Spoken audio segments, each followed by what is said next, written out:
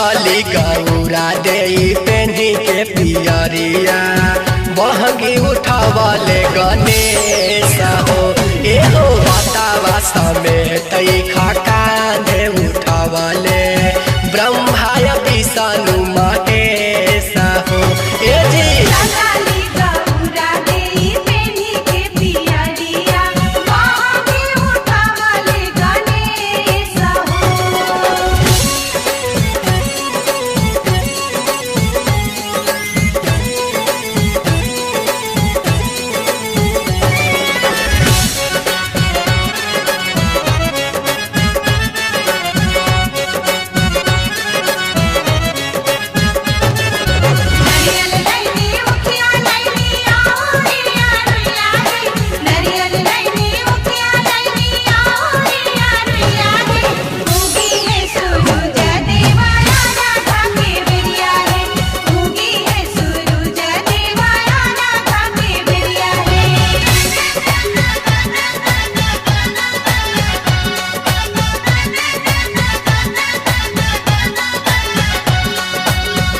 आलवा सुतलवा से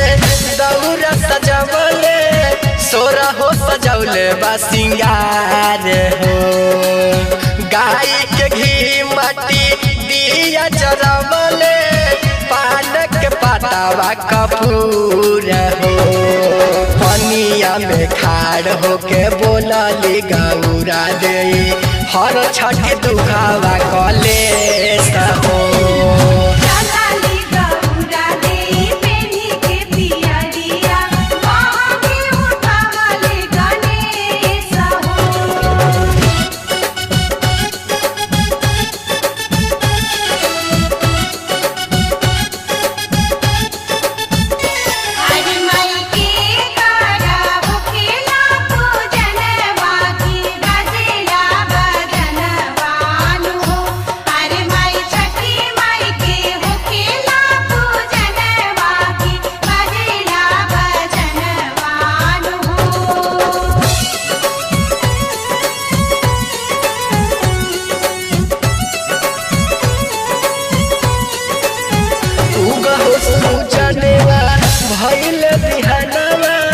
काहे कैले तना दे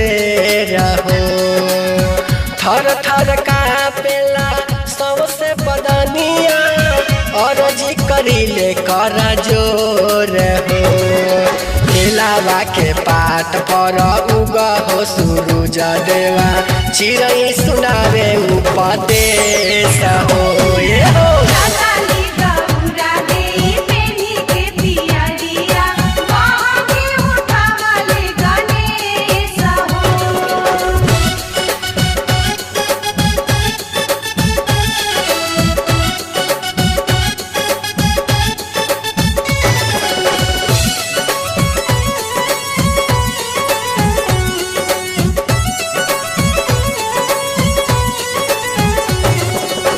सोनवा के रथ चढ़ी आइले सूरज देव के डाल तुलसी के हार हो मह से निकल के बोलले पशुपति देव हम डाल तुलसी के हार हो गावे लगी दिया भूत बताल देवलोक में मचल हाहाकार हो ए जी